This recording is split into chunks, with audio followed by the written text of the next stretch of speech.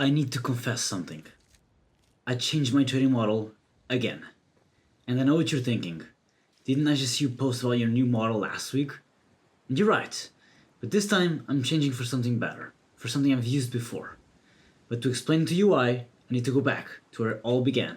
To a story about planes, dreams, perseverance, and somebody who got me into trading. Let's rewind in time.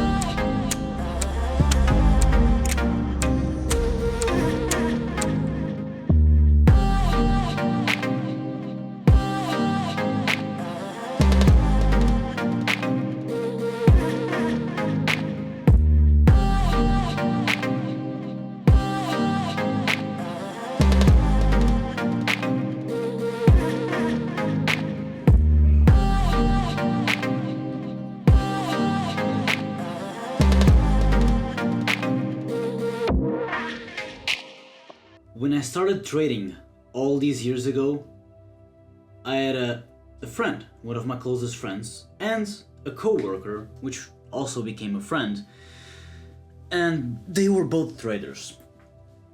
However, I was always I didn't want to get into trading. I wanted more long-term things. I wanted more investing long-term. I was very risk-averse. I'd rather build companies. I never really wanted to get into trading.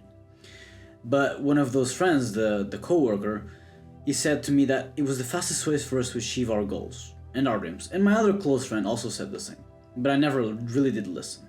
And yeah, I've always needed data to be able to pull the trigger and go all the way. At least I did back then. Nowadays, I've lost that. Well, I still need a bit of data. I've always been calculating, but I'm willing to take more risks. Probably because in those years I've tried so much. I've failed so much companies, I've failed so much trading accounts, I've tried everything and I failed so much, and I continue to fail and fail and fail and fail, and I don't even care about failing anymore. And honestly, that's freedom, that's freeing, and it feels amazing not caring about what people think. Like, you just go all the way because you love it. So this year I was talking with that friend, the coworker, and we were discussing trading, talking about contacts and strategy. And he asked me something that hit different. He said, why do you even think the problem is the model? What if it's not the model at all? What if it's the way you see context, the way you apply that model to the charts? And you know what? I think he's very right. But here's the thing. That realization didn't just come from one conversation with my friend. It also came from something completely unexpected. Kung Fu Panda. My secret ingredient soup. Oh. Come here, wait. The secret ingredient is nothing. Huh? You heard me. Nothing. There is no secret ingredient. Wait. It's just plain old noodle soup? You don't add some kind of special sauce or something? Don't have to. To make something special, you just have to believe it's special.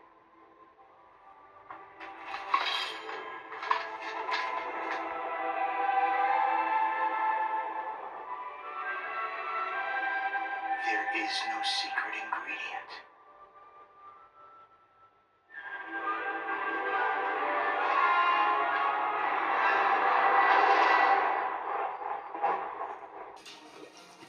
So, around the same time, my friend asked me that question. What if it's not the model? I was watching Kung Fu Panda. I know. Stay with me here. There's this moment where Po finally gets the dragon scroll. The scroll that's supposed to contain the secret to unlimited power. The secret to becoming the dragon warrior. And when he opens it, it's blank. It's just a reflective surface. He can't understand it. What is the secret? Where is it? What's he missing? And then his dad tells him the story about the secret ingredient in his noodle soup. And the special ingredient is nothing. There is no secret ingredient. You just have to believe that it's special. That's what makes it special, said Po's dad. And that hit me like a truck. In trading, everyone's looking for the holy grail, the perfect strategy, the secret indicator, the one thing that's going to change everything. But the profitable edge is not the system, it's the trader. It's how you see the market, how you apply context, how you execute with confidence. The model isn't special, you make it special by believing in it and executing it properly. But there's more to it than that. This fight, this is where it all clicked for me. Tai Lung is the culmination of inner intention, pure hard work, pure discipline, pure force. I'm the best. I'll beat all obstacles into submission. I'll destroy everything in my way. I will win. And that's how most people trade, honestly. That's how I was trading last year. Forcing it, grinding, fighting the market, trying to bend it to my will. But Poe, well, Poe is different. Poe is the embodiment of outer intention. It's not that he doesn't do the hard work. He does. But he doesn't do it from a place of, I'm gonna make it at all costs. I'm gonna take what's mine. I'm going to destroy everything. I'm gonna win at all costs. He does it from, I'm having fun and I'm relaxed and this is amazing. I just want to do more of this. And that's exactly how he beats Tai Lung. Tai Lung throws everything at him. All of his power, all of his technique, all of his years of training at Poe. And Poe, he just enjoys it. He's not even hurt. He's just tickled. He's having fun, honestly. And Tai Lung sees that all of his power, all of his intensity, all of his forcing, it does nothing. Because Tai Lung is still looking for the Holy Grail, the secret, the thing that will make him unstoppable. But Poe knows he is the Holy Grail. He's relaxed, he's having fun, he's not fighting against anything, and that's how he wins. Not by forcing, not by grinding harder, not by having the perfect technique, by being relaxed, trusting himself and enjoying the process. And that's when I realized that it doesn't matter the perfect model. I just need to stop forcing trades, which I'm already doing, stop grinding against the market, which I'm also already doing, and just go back to what worked, and trust it over time, execute it with confidence, and enjoy the process, because the secret ingredient is that there is no secret ingredient. I am the secret ingredient. It's just me, relaxed, confident, having fun. What if it's not the model at all? What if it's the way you see context, the way you apply that model to the shorts? And you know what? I think is very right. So I made a decision. I'm going back to the first model, the model that made me the most money ever. It's very simple, very easy to execute. There's not a lot of things to overcomplicate. I just need to get better at understanding where I can use it. So let me show you. As you can see here, we only require a 15-minute gap. It's very simple. And then in the 1 minute, we go in the 1 minute to confirm the order flow. And then all we need is a shift, swing low, fail to displace, shift on R, and then an entry right there, the stop loss to close the swing higher low.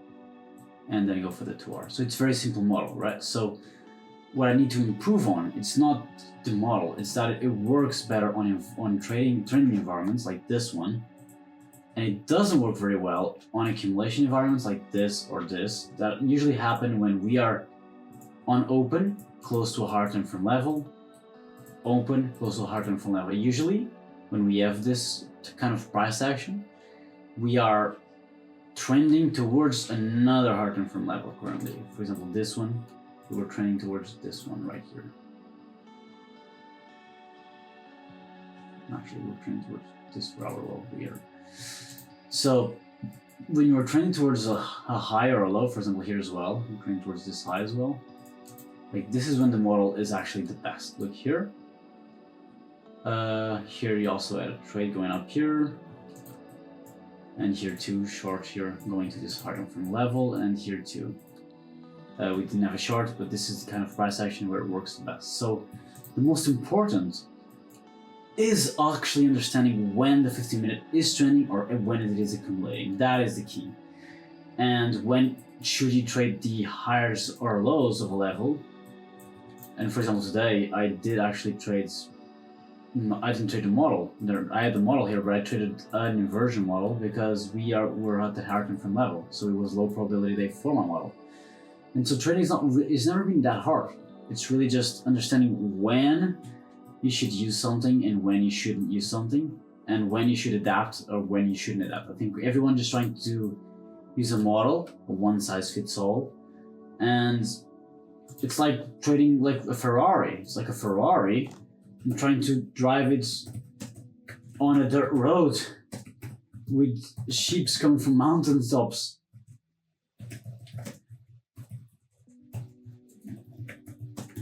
And stones all over the roads. Like, you want to use an SUV here, of course, right?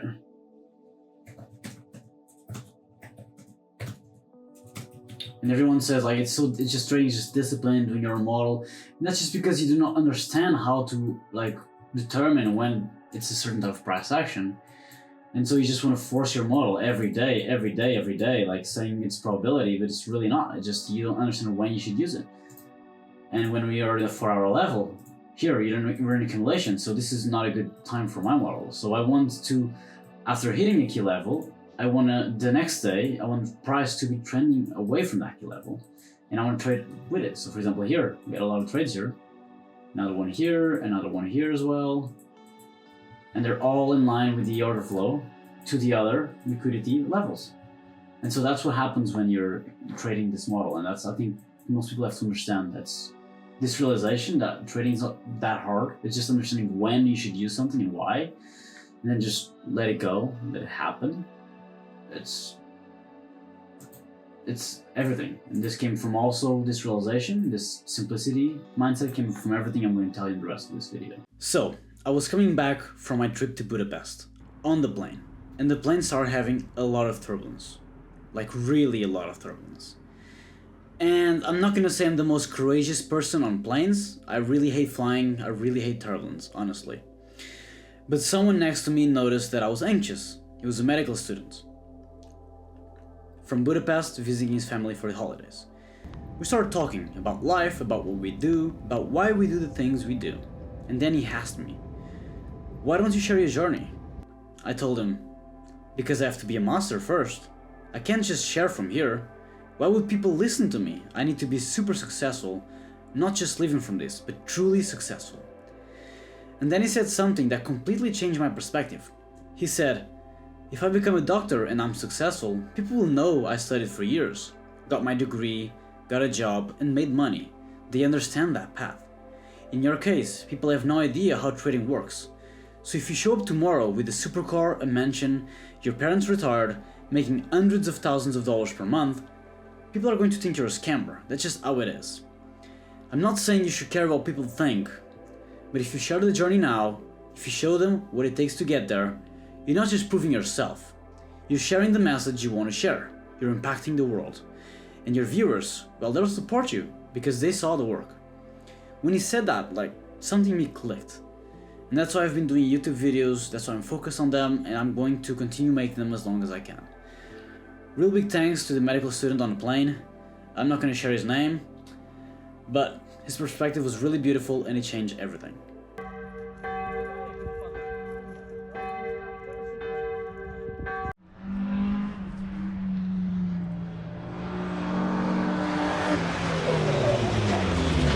So, I got back, and after that flight and that conversation, I went to an Alentejo rally race with some friends. Just watching, being there, enjoying the moment. But my friends kept saying I was quiet. They kept asking if I was okay. I was, but I was thinking, really thinking about life. Because that conversation on the plane, it stayed with me. It made me reflect on everything. And so on the ride back to Lisbon, me and my friend, we started talking about the gifts we see in each other. And the gift I saw in him? He's incredibly extroverted, amazing with people, naturally connects with everyone. But what he said to me, that stuck with me. He said, "The gift I see in you is obsession. When you like something, you go all the way. You go to the extremes no one else goes to. Not because you're forcing yourself, because you genuinely have fun doing it." And he's right. And I'm sitting there just reflecting on everything at the same time. The conversation on the plane, the Kung Fu Panda realization, what my friend just told me, and my other friend trader as well. And I realized something that really scared me. I don't think I'm just happy with just traveling and making memories and being with friends. I enjoy that, but I have to be doing something meaningful as well. I really want to impact the world and I really want to change people's lives. I want to show that there are other ways to live, that people can be happy, that people can go the extra mile, that people can have an amazing life, and that risk is not really that bad. But for that, I need to channel that obsession properly. Not the grinding, forcing, I have to beat the market energy, but the obsessed, I love this so much I can't help but go all the way energy. And that's what Poe had, and that's what I need to bring back, and I've been doing that ever since I've started to post consistently on this channel. And so if I died today, I would say that I would be unhappy because I haven't impacted the world yet. I haven't changed lives in the way that I want to. I haven't made people go after their dreams. And that's exactly what I want to do. And so that's why I'm doubling down on my process way more than ever. And I've been enjoying it so much. I'm trying to smack his twin and show him it wasn't love, pussy. So after Alentejo, I got back home. And when I arrived, I got the best of news. My 98-year-old grandma had just beaten cancer. I was so happy, so relieved. She beat cancer and I got back home from vacations on the same day. But then we started talking, and she told me something that broke my heart. She said she wanted to live in the countryside, that it was her dream to spend her last years there in peace. But there was no way to make that happen, because for her to be there, we'd need to pay for someone to take care of her and retire my mother too, because she's stubborn, she doesn't want me to take care of her, and she doesn't want to go to an elderly care facility. And we didn't want to force her either. So for all of that, it required money. So I explained to her what I do, I told her about trading and my goals, and I started letting some tears out, honestly, and my voice was cracking. Because I told her, I feel like it's my fault. You're stuck in Lisbon and not in the countryside enjoying life like you deserve. It's my fault that I failed. That I didn't make enough of a progress that I really wanted to this year. She looked at me and she smiled.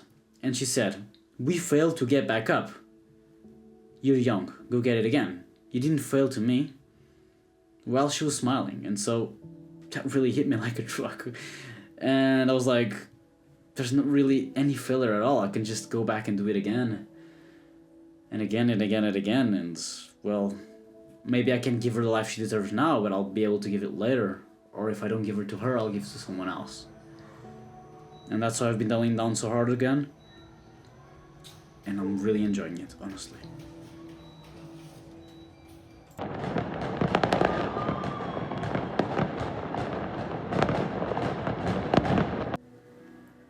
And now, while I'm making this video, my other grandma passed away. And so I made a poem that I'm going to share with you all. While I was making this video, my grandma died. I don't need your sympathy, I don't need you by my side. The world says mourn in darkness, let the emptiness reside. But I want to challenge this, use her death as my guide. In Africa, they dance when the whole souls take flight. Not denying the pain, but they've mastered the fight. Turning grief into fire, turning darkness to light. Celebrating the life, burning eternally bright. Nietzsche said, God is dead. We're lost in the void. No meaning, no structure, just lives we've destroyed. But he also said, create your own joy. Build your values, your purpose, that's what to deploy. That whispers the truth that we try to ignore. This life is so short, you don't get an encore. So why play it safe, why not give even more? Why not use this pain as fuel for the war? Not war against others, war against waste. Against comfort, against fear, against living in haste. Every soul that departs leaves a hole, leaves a space. Fill it by impacting lives at a blistering pace. Why should we cry? She's up there, and she probably wanted us to do better, to live fully, to not waste time. So that's what I'm going to do. We shouldn't use people's deaths as an inspiration, as per society, but maybe we should. Maybe that's exactly how we honor them. So that's why I changed my model again. That's why I went back to what worked. Because my coworker friend showed me the path. The medical student on the plane showed me the purpose. The quiet moments at Alentejo showed me what's missing. And my grandma showed me the urgency. That's why I'm locked in, I'm sharing everything and won't stop. If this resonated with you, subscribe, follow the journey, because I'm not stopping until I impact the world. Let's get it.